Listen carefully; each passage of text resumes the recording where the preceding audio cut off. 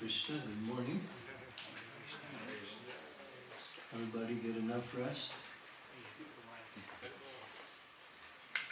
You sure?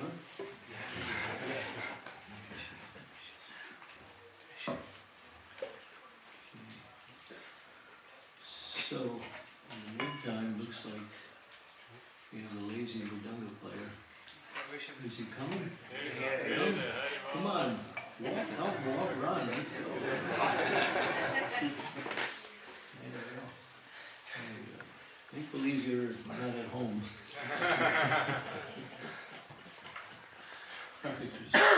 Jaya Radha Madhava Kunja Bihari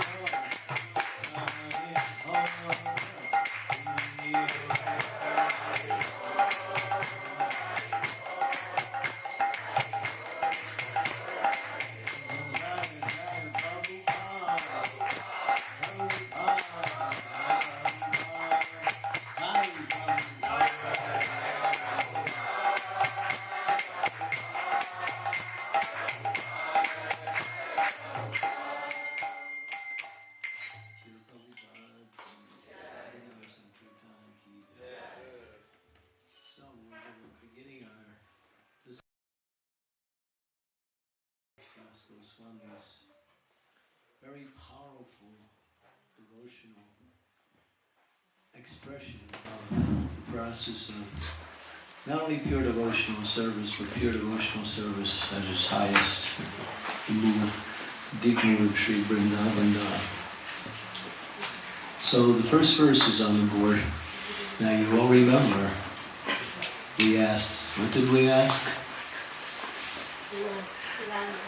We asked the devotees to memorize the verse. So how many memorized the verse? You memorized it. Okay, good. One. Nitya Kishore, you memorized the verse? Okay, great.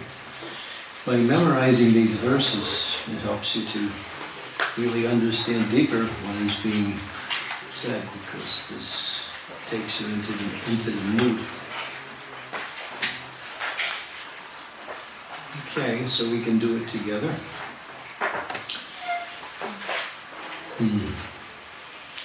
Chicky melody.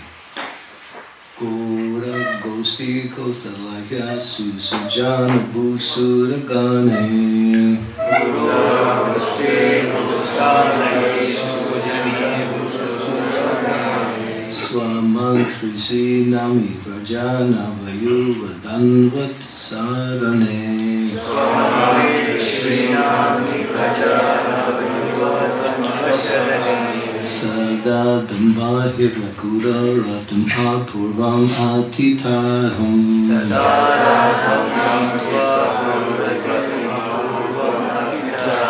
Anye Swatar Bhatras Chaturbi Abhiyachad Rikta Padaha.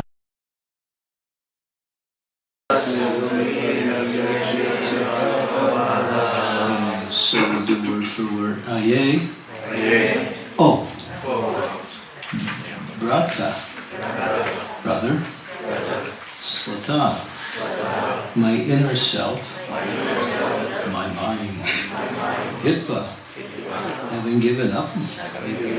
Damba, pride. Sada, always. Kuru, please do. Apurvam, unprecedented. Atitaram, excessive. Ratim, attachment. Guru, to Sri Guru. Goste, to the Gosta, the abode of cows. Vrindavan.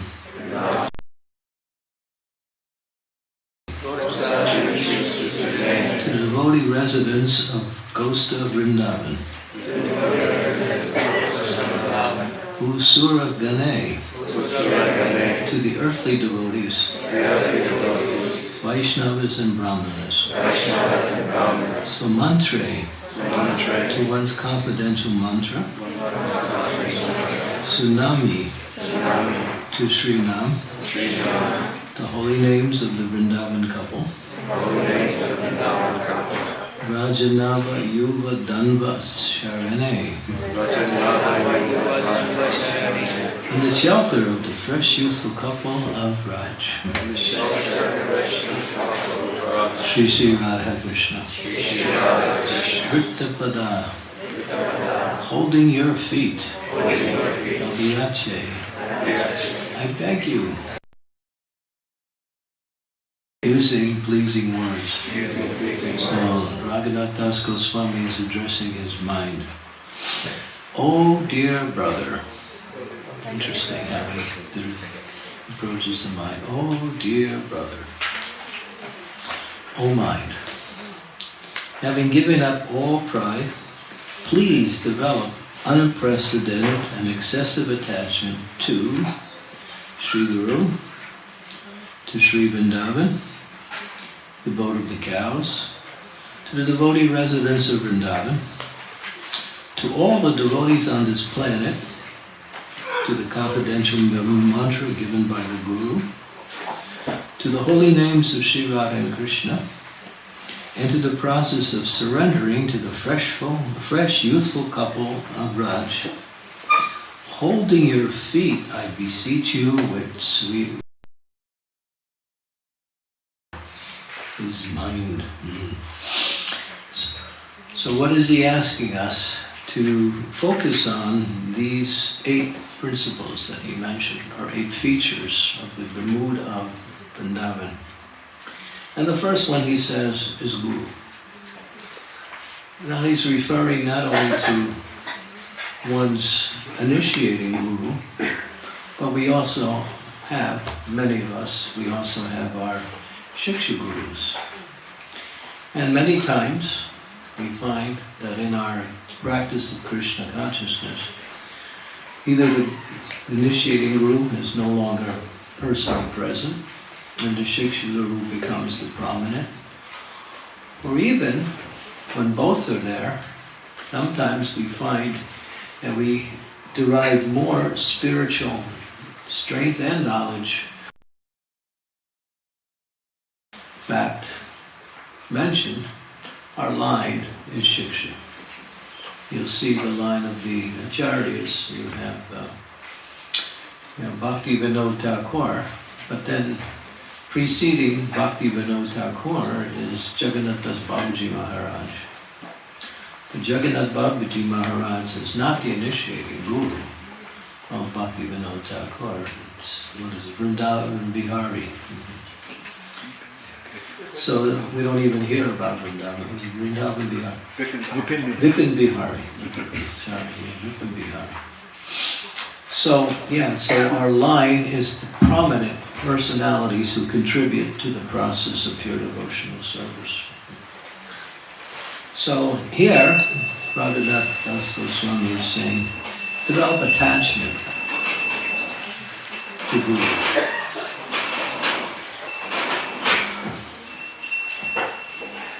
And in verse number 2 will give you more of an insight how that attachment is to develop. But we understand the essence of one's Guru's relationship is his instructions. The instructions are the means by which we focus the activities of devotional service. But he's not asking that only, he's actually become attached to your Guru. See your Guru not only as your object by which you receive transcendental knowledge, but actually develop love for your spiritual master, develop attachment to your spiritual master, and think about your spiritual master, and also think by which ways one can also serve one's spiritual master. Because the spiritual master is actually Krishna in the material world. It's mentioned. Krishna manifests himself in both himself when he appears in his incarnations, and of course, we just take a little look to the left, depends which way you're sitting, and you see there's Krishna.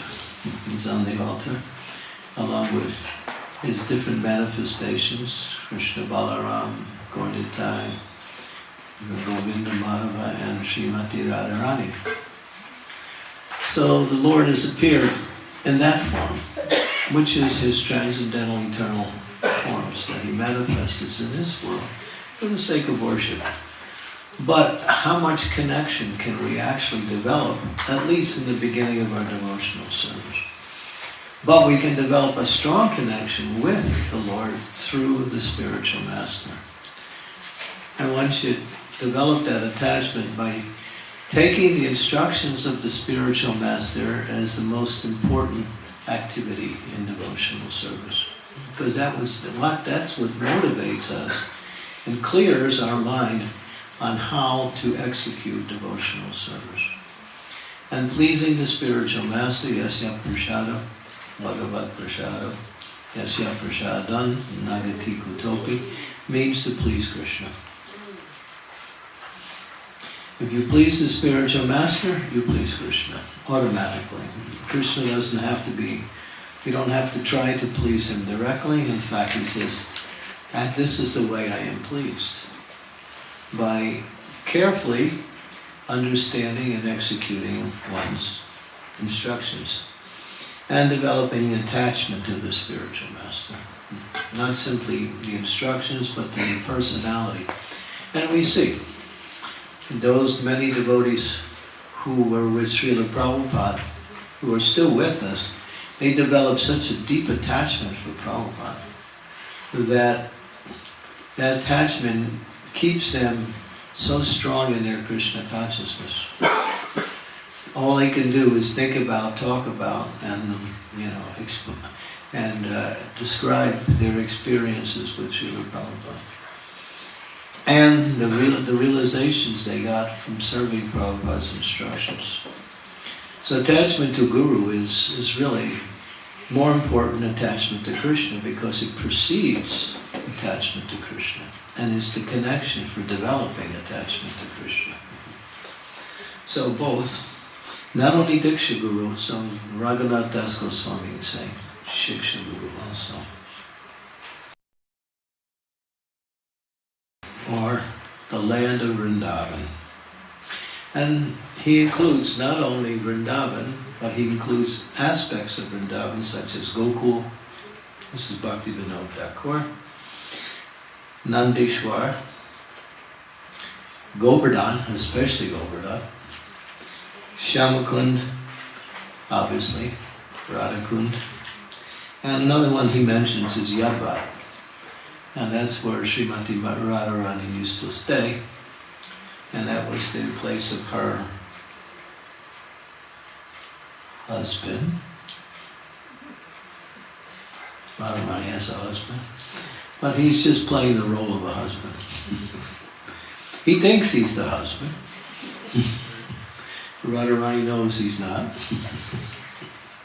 It's a wonderful relationship. And relationship between Radha and Krishna more exciting. When there's obstacles and you still focus on the goal, those obstacles actually really increase the love between the lover and the beloved. If you don't have any obstacles, the love can still be there, but it becomes intensified when you have to really work to bring about that relationship. So he plays a nice role. He helps Radharani develop more love for Krishna.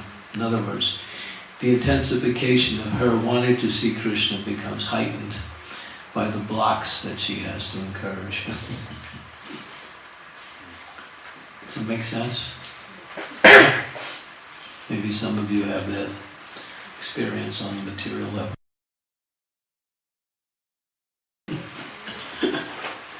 Anyway, that's something else. Okay, so develop attachment for these things. Gokul, where Krishna was born. Nandeshwar, where Krishna herds the cows. Govardhan, Govardhan. It says that of all the places, Govardhan is the best. And for Raghunath Das Goswami, that's his mood. You can go today, you see, his bhajan kutir is actually at Radhakund. But he offers so many prayers, and so much of his focus is on worshipping Govardhan Hill. Those who perform the Govardhan Parikram actually can understand how wonderful it is to be in the association of Govardhan. It's just pure bhakti. It's such a high. He's very merciful. Then he goes on to say, Gostalayan, the residents of Raj. And those residents for the purpose of increasing one's devotional service. Those residents usually are the persons who are on the highest platform. In other words, those who are in pure love for Krishna, in the mood of Vrindavan, they're usually Uttama Adhikaris. They reside in Vrindavan, but there are residents of Vrindavan who do not reside in Vrindavan. And who are they? The ones who reside in Vrindavan in consciousness. So it mentions that if one cannot, for whatever reason, not reside in Vrindavan, then one can reside in Vrindavan in the mind. To residing in because wherever the mind is, that's where the soul is directed. So yeah, it's mentioned both. Okay? Then he goes on to say, develop attachment for these residents of Vrindavan. Who are some of the residents of Vrindavan? Krishna's cowherd friends, Subal, Sudam, Kinkini, Ujjvala especially. And the gopis like Lalita, Vishaka, and some of the principal gopis in Vrindavan. Develop attachment for them, hear about their activities, become interested in hearing more and more about the residents of Vrindavan, because they represent Vrindavan also. And what is the Vrindavan? Vrindavan, we define it not only as a place of transcendental activities, but as the pure state of consciousness. When you're in Vrindavan consciousness, you have reached this state. So keeping these elements, which help us to come to and develop our mood for Vrindavan, prominent. This is Raghunath Das Goswami. He's saying, come on, mind. There's a lot of things you like to do, but put it all aside. And he says, I'm begging you. He says, I'm holding on to your feet. Now, does a mind have feet? Have you ever seen a mind with feet? No, I haven't either. Can we imagine a mind with feet? No. Somebody might try to draw something. You see a mind, and it's got 2 feet. That means it's always running away from you. That's good. That's one of the reasons why it may be described. The mind can't stay in one place. It has to keep moving. That is the conditioned mind. The spiritual mind, or the purified mind, can focus, but it can only focus on that which is purified. In other words, the spiritual realm. You can't keep your mind focused on the material realm, because the material is always moving anyway, and the mind is also moving. Sometimes you see, we don't recommend, but if you watch television, they don't keep the images there more than 2 or 3 seconds, because they want to keep your mind moving so you can't think. Because if you think, then you turn off the television. Yeah.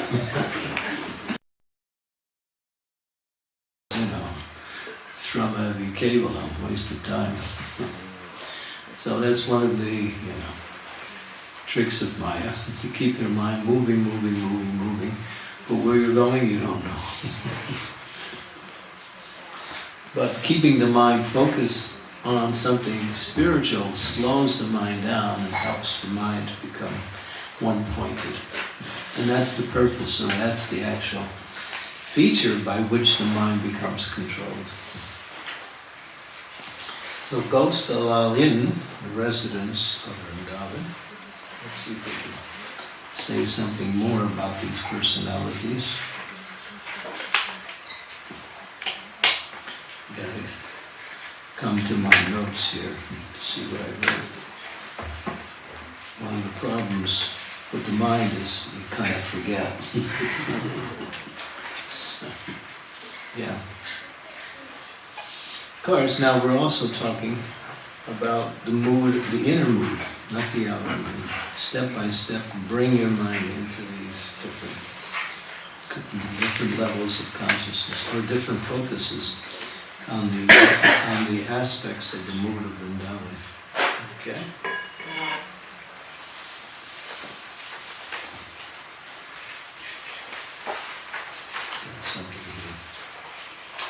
Okay.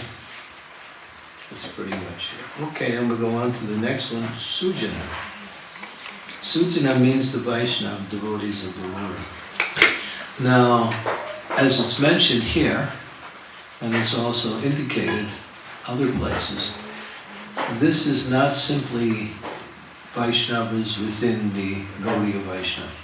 This is Vaishnavas who worship the Lord all around the world, no matter what particular tradition they may be connected with. Those who are pure worshippers in all of the, what we say, paths of bhakti. There are many paths of bhakti, and even within the path of bhakti, the different schools of bhakti within the path. So, Raghunath Das Goswami is indicated to develop attachment for these persons only. Also, think about them, think about their devotion. And even though they may not reside in Vrindavan, still they are bona fide because they worship the Supreme One. Then he goes on to say, and number 5 out of the 8 is Bhu Surya Gana. Bhu Surya Gana is the Brahmanas. Those who teach, the priests, the intellectuals, scholars, counselors, even healers, persons who are guides on the transcendental platform, and even on the material platform. Because Brahmana actually is part of the Varnashram, and Varnashram is actually material. But Brahmanas actually give direction to both activities in the material world and also within the context of spiritual, they actually become gurus. So actually develop attachment for them by their fixed and such persons teach. So we should appreciate and also glorify persons who are in that category. And that brings our consciousness into the mood of devotion more and more. Not just our guru, because what's a Kanista Adhikari? What's Kanista Adhikari means? Beginner. So what is the quality of a beginner? My guru, not your guru, no other guru. My guru is my guru, and your guru is your guru. We keep the fence up. But no, anyone who fits the category, such person. So to simply focus on only one spiritual master, that's mentioned, but then it takes it even to another level. There are many who also support same teachings that our spiritual masters giving us. They should also be appreciated, and as it says here, even if they are juniors, they may be Kanista, but still if they are Brahmanas, still we can appreciate that. So then these are the 5 he says. Then he goes on to say also to Swamantra. So what is Swamantra? Who knows? Anybody know what the Swamantra is? Mantra Diksha? Diksha mantra, yeah, which is? Gayatri. Gayatri. So Gayatri. Gayatri is one Swamantra. This is a mantra given by the spiritual master at the time of initiation. Bhakti Siddhanta Saraswati has divided the category of initiation into 2 parts. Primarily, or even prior to that, initiation was one. It was called Upanaya Samskar, or Diksha initiation, which included Brahminical initiation as part of it. But in the time of Bhakti Vinod and in the time of Bhakti Siddhanta, right around that same day, there was a lot of pretense coming from various types of asampradayas, schools that claimed to be in a line with Sri Chaitanya and bona fide, but were simply pretense. They had simply developed this idea based on their own mental speculations. They weren't qualified. So they would just surreptitiously or just automatically put on a Brahmin thread. I'm born in a Brahmin families, I got a Brahmin thread, therefore I'm qualified to do Brahminical work. No. It's not by Janma, It's by karma, or by qualification. One becomes qualified to speak or to guide others, and not simply because I have a connection with the family. So, along with that, people were thinking, well, I read the Shastras, therefore I know the Shastras, therefore I'm a Brahmin. But what is Brahmin? Patan patan, yajan yajan, dana pratigraha, which means to know the scriptures, to teach the scriptures, to worship the deity, and to be able to teach others how to properly worship the deity, to give in charity, and to accept charitable gifts. Not only accepting charitable gifts, but to also give back. Because Brahmanas live very simply.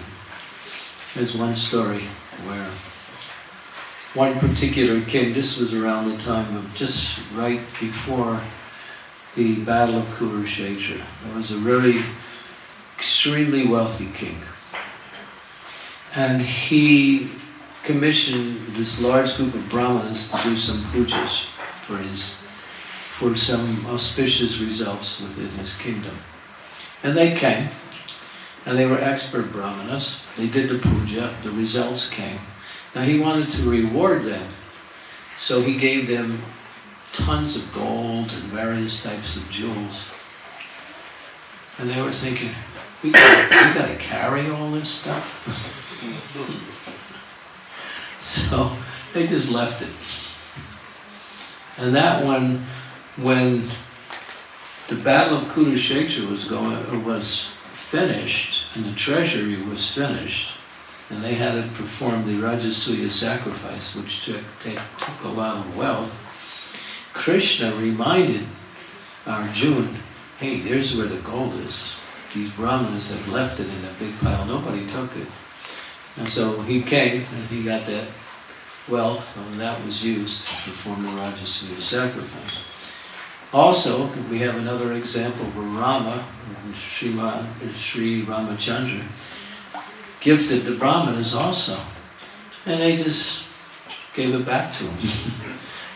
The Brahmanas are not greedy for wealth. They take, if they need anything, they take very little, and the rest they can use for religious activities or to give in charity.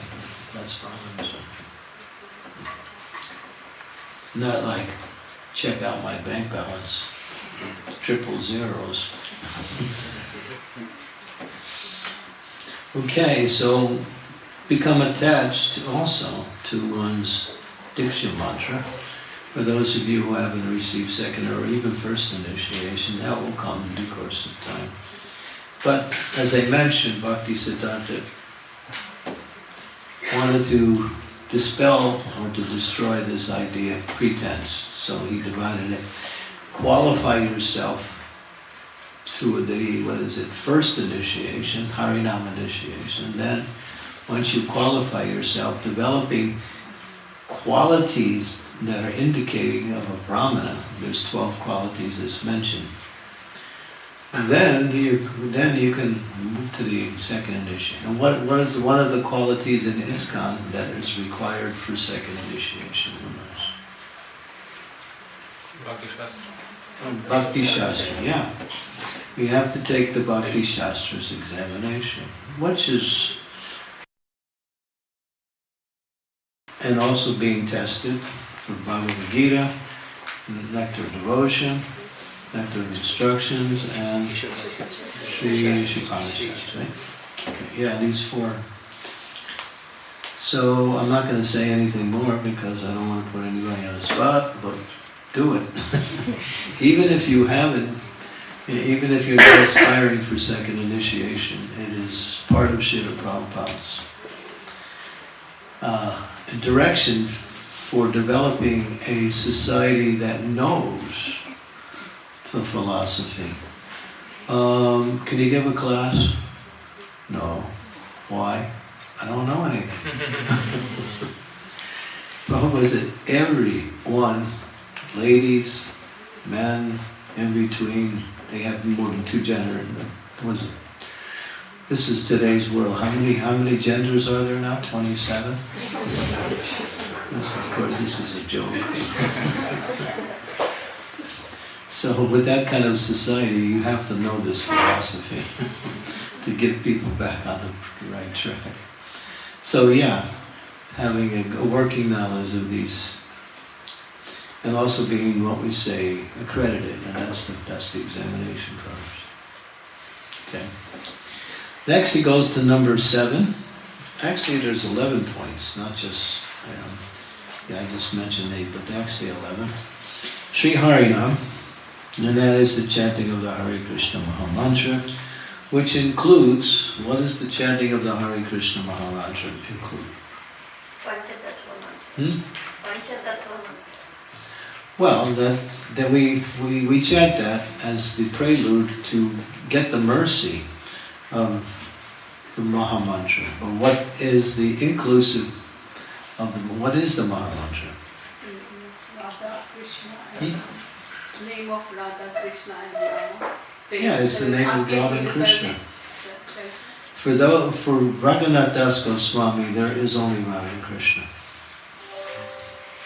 For those who are in a different bhav, in the mood of Aishwarya bhav, they may worship Lord Ramachandra. So when they chant the second half of the mantra, they think in terms of Ramachandra, or maybe even Balaram.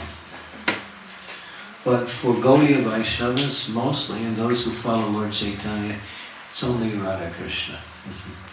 Rama also means the husband of the goddess of fortune, which is in this case Srimati Radharani, who is the original goddess of fortune. It's also Krishna. So Hare Krishna, Krishna Krishna, Hare Hare, Hare Rama, Rama Rama. So Rama also as Radharaman.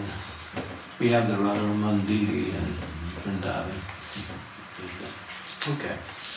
And Sri Hari, Radhakanta, Sri Krishna, Govinda, so forth. So he's emphasizing, or Bhaktivinoda Thakur is saying, we should focus on the primary names of the Lord. Now there are secondary names, which we don't chant, but they also indicate the Supreme Lord, but in his functional attitudes within the realm of the material, such as Patita Pavan, Ishwara, Ishwari, or Ishwara, Paramahans, not Paramahans, but Parameshwara, Brahman, God. These are terms that indicate his functions. So we don't chant those. These are secondary names. We chant only the primary names. Govinda, Gopinath, Madan, Mohan, like that. Okay, number 8, Raja, Nava, Yuga, Danda, Sharana. Surrender to the youthful divine couple of Vrindavan. Who's that? What is that surrender? One should take shelter exclusively, this is Bhaktivinoda, and one pointed on Braja Yuga, the divine couple of Vrindavan. We might say, well, we worship Ram, we worship the Sringadev, we honor, Vamana's appearance, and then there's Varahadev. It's all part of our calendar, right? It's there, Gaudiya Vaishnavas. But we worship them, but we don't focus them as our Istadev. We focus on Radha Krishna. That's the mood that Mahaprabhu is teaching. He's teaching only Vrindavan. And therefore, although we honor these other deities, we don't develop the same type of attachment as we do for Radha and Krishna, which is exclusive. That is the mood. That's Raghunath Das Goswami, and that's also the mood of Chaitanya Mahaprabhu. He teaches that mood as the mood of our process. And Srila Prabhupada also. Focus on Radha and Krishna. Okay, after listing all of these things, then he says, what does he say? What's the qualification for practicing these, this focus on these different indicators? What is the qualification? Give up pride. Now, Bhaktivinoda Thakur gives a long list of what is pride. He says illusion and trickery, ignorance, cheating, lack of direct simplicity. He says direct simplicity. Well, we can discuss this. I'm just going to list it. Deceit and duplicity. If there's any other motive other than devotion to Krishna and Vrindavan, that is a kind of cheating, or that makes that focus not possible. You can't focus on Radha and Krishna if you have another motive. You're automatically disqualified. So he says, give up all of these other directions of your consciousness and focus only on Radha and Krishna. Good works in the material world, we'll talk about that in verse number 2. Develop understanding of how bhakti works.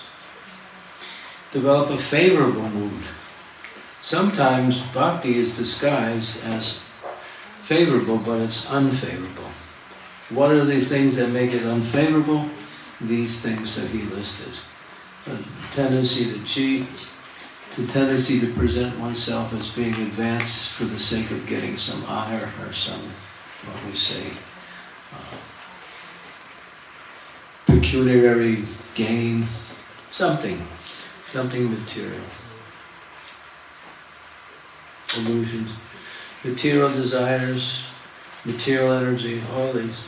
And he says all of this, if we focus exclusively, giving up all of these other, what we say, anarthas, then all of the material attachments that may still linger in the mind automatically disappear.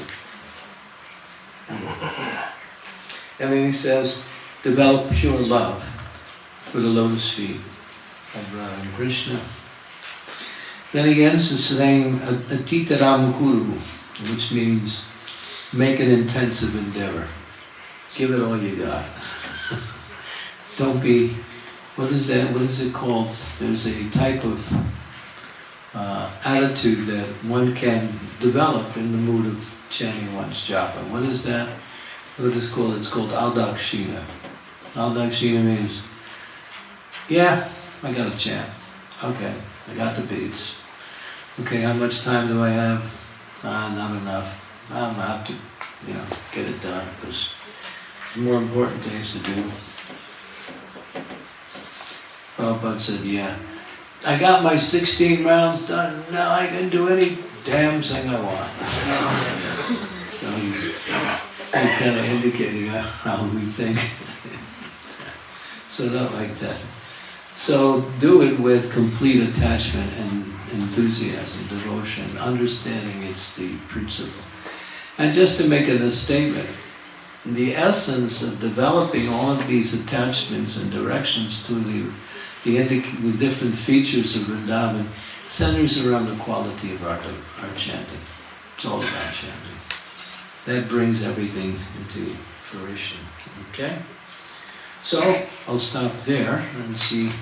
We can maybe discuss some of these from different angles of vision. Is there any comments, questions on any of the ones we listed? We listed we'll go back to the verse itself.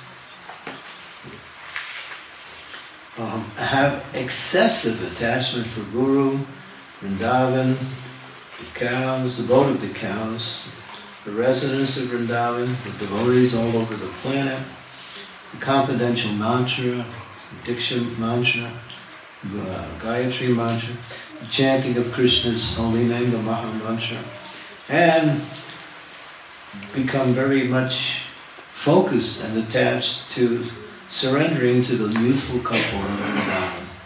Focus your mind on Radha and Krishna and their activities. Any comments, questions? Yes, Prabhu. Thank you, Maharaj. It seems like the Manashiksha of Narottam Das Thakur in regard to Lord Nityananda Prabhu is more easily accessible. Narottam Das Thakur's? He has written also Manashiksha, in regard to Lord Nityananda Prabhu. Orosuke couple guy, is that that? No. How does it go?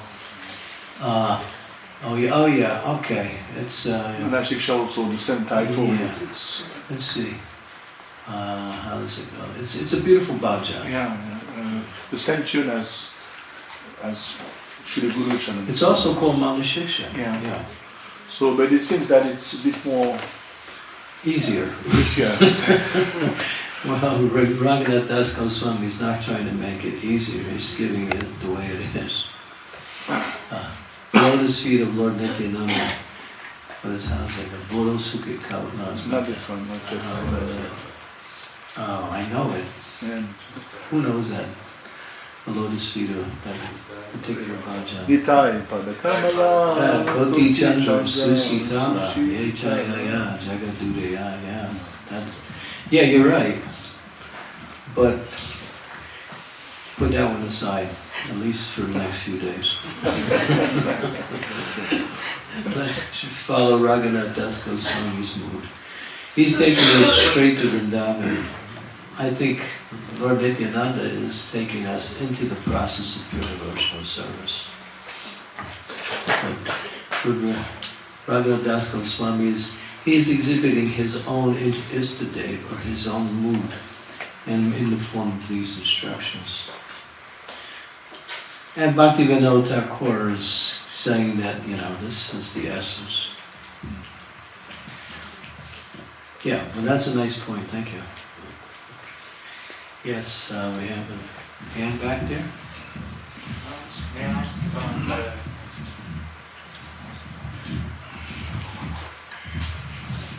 Yeah, stand up. I can't see you. Chair, may I ask about Sujana? Yes, Sujana. Yeah. So, Raghunath Das Goswami is saying we should develop excessive attachment for devotees. So, not just respect, but attachment. So, like you mentioned, different. I think Urmila Mataji, when she talks about this, she has a nice picture of all of the different. She explains those who love God, we should love those who love God. These are using Madhyama Adhikaris, they're not Kanistas. Those who are actually preaching Krishna consciousness or God consciousness. I don't know if you can see the picture, she's illustrated here. You see people with, the Israeli, the Islamic, the Christian, the Hare Krishna. They're all sitting together. You can see it. So that is more or less Bhaktivinoda Thakur's mood. So what you're saying is that you can't develop excessive attachment for such persons, right? Well, should we? Well, we should appreciate that they're actually doing the work of God in the world. And so we don't find any fault with them, obviously. And we also see that according to their level of understanding, they're bringing others to God consciousness. So they're doing the work. So we can appreciate, we can emulate, we can also glorify such persons. Okay? Yes, so, Raj, you had a question? Thank you very much. Stand up, please. Yeah, that way everyone can hear better. Thank you very much. You said when you were reading from verse 1 that the qualification was to remove all pride. So how do we ever get past verse 1? How do we remove all pride? Yes. He doesn't say lust, anger, greed, illusion. Of course, he includes some of these. Bhaktivinoda Thakur includes them. He says pride. So, give it up. You might say, you're asking the impossible. Pride is subtle. It's not even noticeable by people who have pride.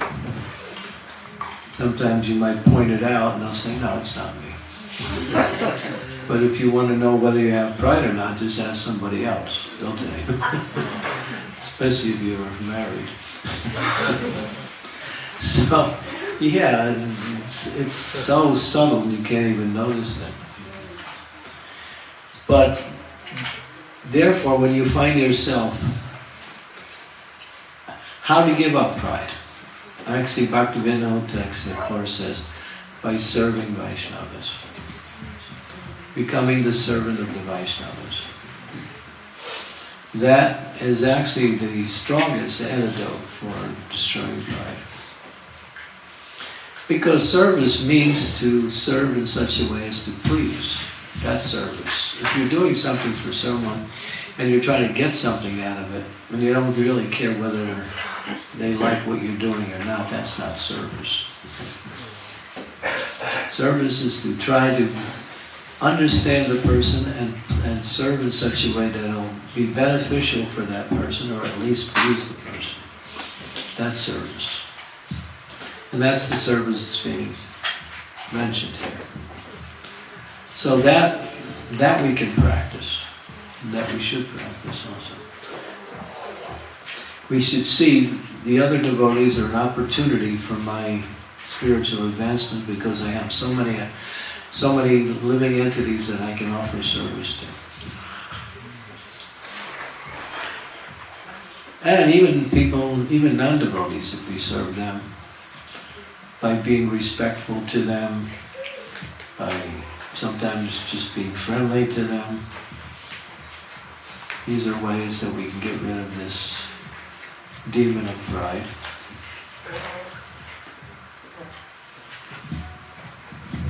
Okay. Rod, you have a question?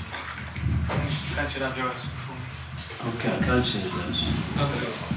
Maharaj, just when you were saying that, a thought came to my mind, which was sometimes even when we serve the Vaishnavas, we can get proud that we're serving the Vaishnavas. It's so subtle. Yeah. So I was wondering... Don't do it. Don't serve the Vaishnavas? Or? No. See how people interpret things? Different strokes for different folks.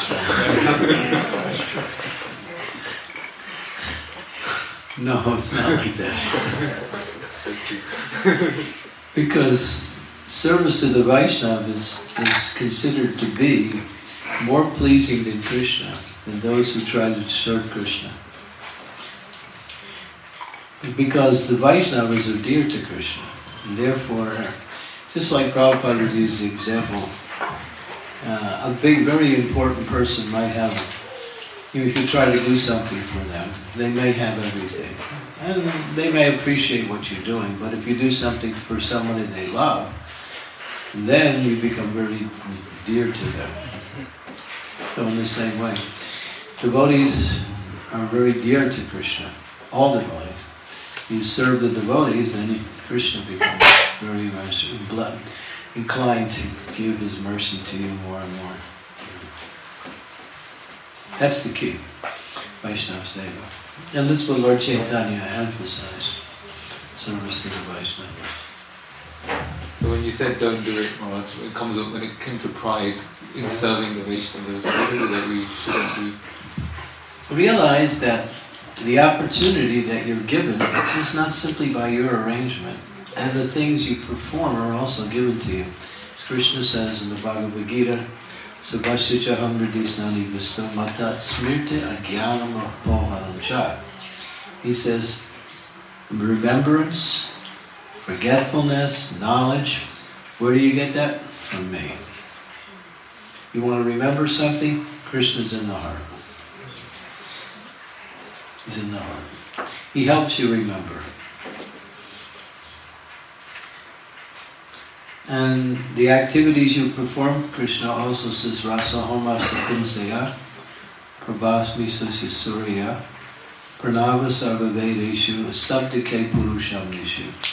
Sabdike Purusham Nishu means, I am your ability. I am the ability in all living beings. So whatever you can do, that ability is coming from Krishna. You may not be able to directly connect it, but actually you'll see that if Krishna doesn't want you to do something, you can't do it. You just can't do it. Or if you try to do it, it doesn't come out the way it should come out. It's like that. So yeah, he's the ability also. And the intelligence.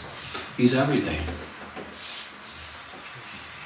So therefore we just pass on the credit. All glories to the spiritual master, all glories to the Vaishnavas. Thank you, Krishna, for your mercy. And that way we're free from this idea that I'm important, I'm doing it, I'm the person that everybody needs in their life. Hare Krishna. We get away from that. It's just a burden on the mind anyway. People think that's good, but it's just a burden on the mind. Thank you, Mark. Yeah, okay. Raj, you had a question? Yeah, Raj. Thank you, Raj. Just a point you mentioned about chanting of the holy names and how Rama actually means Balaraman and sometimes it means Balaram. Sometimes we get this question as well when newcomers ask, like we're saying, Krishna is the ultimate, and they say, why do we chant Rama? And we say, Krishna's name is more powerful. It's not sitting with me, like, that, why do we still have Rama on the altar? Why do we have Balaram on the altar? Yeah. So, I don't know, could you give more clarification on kind of not really... Yeah. Bhaktisiddhanta Saraswati, he mentions that when we see Rama in the Mahamantra as Ramachandra, we're in the mood of Aishwarya, or in the mood of Vaikuntha. When we're seeing that Rama in the Mahamantra is Krishna, you're in Madhurya, or sweetness, or the mood of Vrindavan. So, therefore, he doesn't say you should be in one mood or another. He's making that explanation. So yeah. So then Prabhupada also said, and he wrote it in the Chaitanya Charitamrita, what is your particular focus? You may see Ram as Ramachandra, or you may see it as Balaram, or you may see it as Radharaman, depending on your mood of devotion. But if you don't have a mood, then adopt one. And the mood that Lord Chaitanya is saying, develop the mood of Vrindavan. And then we see in that. Yeah. The mood of Vrindavan is everything is Radha and Krishna. That's all.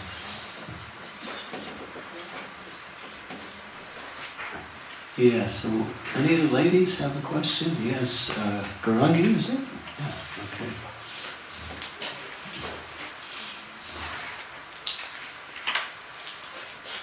So,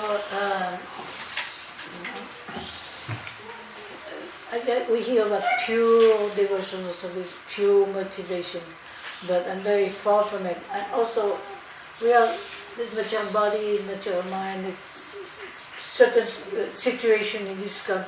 We also have to think about our own interests. I mean, it's so difficult just to think, okay, pure. I don't think about myself. But if you think about, if you do pure, you're thinking about yourself, but not the self you think you are. There's another self, it's called you, the spirit self. So that's, by acting on the pure level, you're feeding you. Taking care of the body, that's necessary. So you do that. But we don't have to worry about that. If you're engaged in devotional service, Krishna provides usually what you need to live, right? Gives you prasadam, place to stay. If you want more than that, then you have to work for it. But generally that's pretty much... I mean, there's a whole story about, what is it, Arjunacharya. You know the story of Arjunacharya? Yeah, he read that one verse in the Bhagavad Gita. I carry what you lack and I preserve what you have. And so he thought that was too much. He crossed that out. And he was a beggar. He went out begging. And that day, he didn't have any luck, but two people came to the door. Who was it? Krishna and Balaram, and brought his wife all kinds of food. And when he came home, she said, "Oh, thank you for sending those two boys with all of that nice food stuff." He said, "What two boys? I didn't send anybody." And then she said, "But why you were so cruel to them? You beat them also." Because when he scratched out the line in the verse, he was actually beating the Lord through scratching out the line. And then he realized, actually, yeah, Krishna takes care of his devotees. He does. If he doesn't, maybe because we get too preoccupied and take care of ourselves, and Krishna says, "All right, you do it." And then but if you depend on Krishna and simply engage in devotional service, you find he takes care of devotees. He makes arrangements. Sometimes not as fast as we want it, but it always comes over the course of time. Right, Sitarani? She has personal experience. Guru Raj, to go back to Raj Mukunda's question, just to clarify in my mind, is Lord Rama and Balaram are different in terms of hierarchy? Is Lord Ram an incarnation and Lord Balaram an expansion? Ramari Murti Sukalani Yamena Tishtan Nanavatara Akaro Ganesha Kinchu Krishna Swayam Samabhavat Param Pamanyo Govindavani Purusham Tamaham Bhajami. So the incarnations are mentioned. The first one is Ramadi, that means Rama and all the other incarnations. He is the topmost incarnation in the realm of Vaikuntha. Out of all the Vaikuntha incarnations, he is superior to all. His planet is the highest in Vaikuntha. But he's also an expansion of Krishna. Krishna's tu Bhagavan Swayam. So Krishna is Adi, what's it called? Adi Guru, not Adi Guru, but Adi. He's the original Supreme Personality. Govindam Adi Purusham, yeah, he's the original person. So Ram is an expansion. So we have the Vaikuntha realm and we have the Vrindavan realm. Both are spiritual. It's just the different moods, that's all. The mood is different. The mood is more intimate. Ram only had one wife. Krishna has, he can have so many wives. Hare Krishna.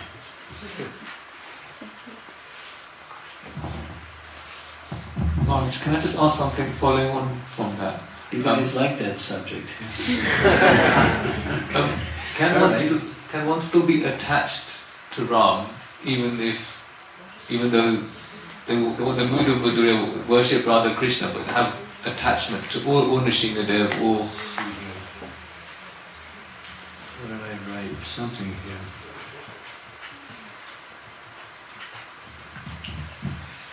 Yeah, these are all manifestations, but Krishna is beyond all manifestations. He's Turiya, he's the highest. But, and his mood is our is the mood of Lord Chaitanya, which is teaching the mood of Vrindavan. So we just finished Ram Navami, and I think John and his crew is going to do a play on Ram Leela. They're going to change our mood. But that's all right, because we honor Lord Ram, but then again, where do we focus as our Istadev? Therefore, Lord Chaitanya says, focus on Vrindavan. We don't minimize or even say anything, but if you go to, what's his name? The brother of Gopal Bhatta, no, Trimala Bhatta, what was the other one?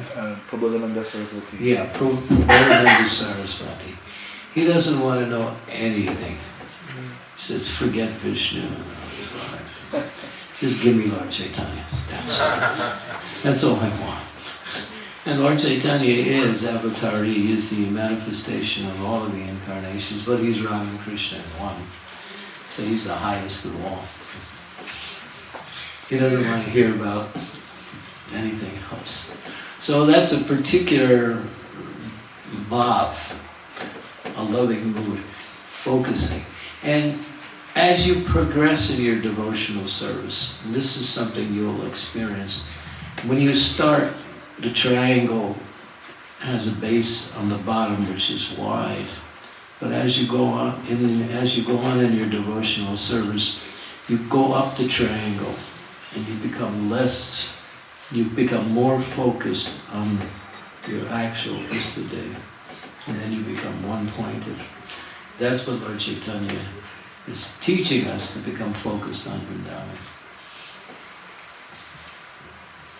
You'll see that also. You'll experience that. You'll start to find a particular mood and a particular object of devotion, and you'll start to focus, and you'll want to hear verses about that, you want to hear pastimes about that, the aspect of the Supreme Lord. It becomes more focused. Yeah. Yeah. Okay. Okay, I was just thinking. Yes. Siddhavanath. Hare Krishna Maharaj, please accept my humble obeisances, our brothers to Srila Prabhupada. Maharaj, one of the 5 process of bhakti is mentioned as staying in Mathura. And also Raghunath Das Goswami has emphasized too much on attachment and love towards Vrindavan Dham. But higher than Mathura is the forest of Vrindavan. Yes. And Chaitanya Mahaprabhu and Jagannath, like everybody was having huge affection towards Vrindavan. So how we should think about Vrindavan versus like Mayapur and Puri Dham?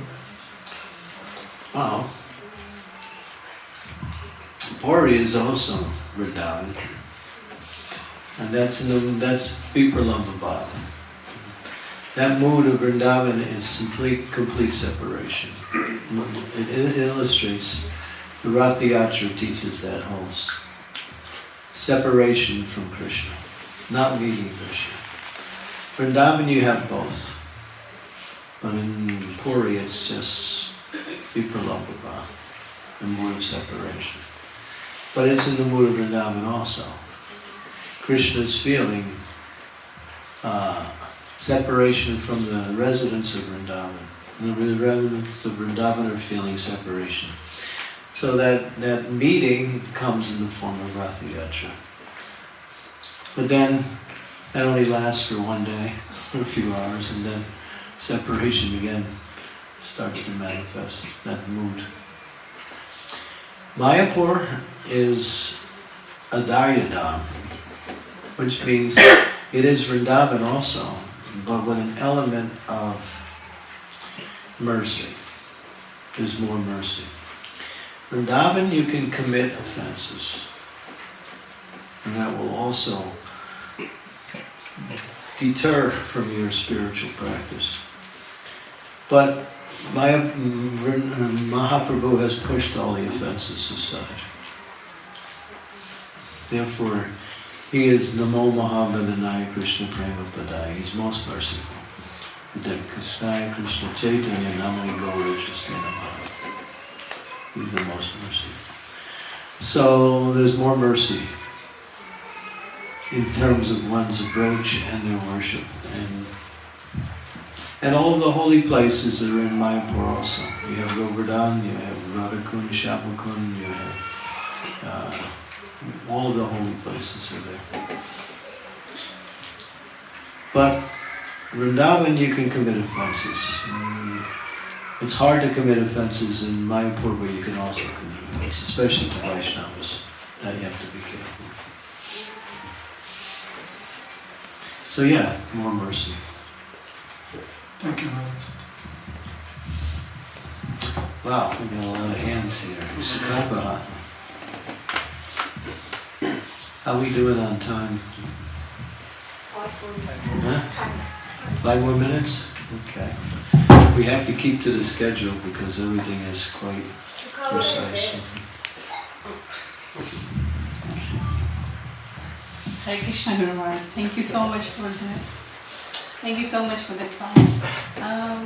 Just a little note on the Mataji's question, and you mentioned that we have to depend upon Krishna for everything. Can you just explain a bit more how the dependence works? So, we don't want to be lazy and don't do anything, but still depend upon Krishna. How do we do that? The Acharyas say try to live simply. Don't make a gorgeous arrangement in your material life, therefore, and you're just spending so much time. Live simply. Take care of the basic necessities like that. And that way you have more time for devotional activity, and it becomes easier to fulfill your needs on a material level. So some of us have a hard time living simply, and the material energy around us doesn't allow it either. They're always encouraging, buy. Even if you don't have the money, we'll give you the money. Of course you have to pay back good interest. But even if you don't have the money, we'll make sure you have the money by giving you the money. So this is, that's the materialistic society. So therefore, in the absolute sense of idealism, Prabhupada said, live like here. So what was Lochan was saying, don't go home, everybody just stay. All your problems are solved. You got the cows, you got agriculture's here, beauties are here, beautiful environment, Prabhupada's mercy is here. Gotta go. Of course, you might think it's not practical. So we'll say that when you go back, at least try to understand how you can somehow rather simplify your life and not spend so much time wasting time. Thank you so much. Live simply. Sri Devi? Anyone else on the bench side here? I think Shamla had a question, didn't you? Yes, Okay. Hare Krishna Maharaj, Guru Maharaj. So as you're describing the level of bhakti that is being, propounded in this Manashiksha, to me it seems that the sadhaka must reach at least some level of steadiness to practice such deep bhakti.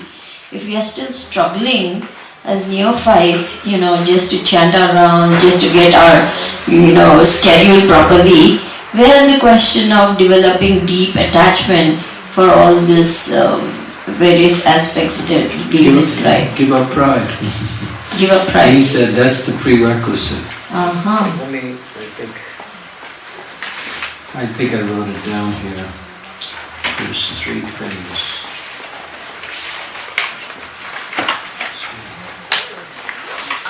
Yeah.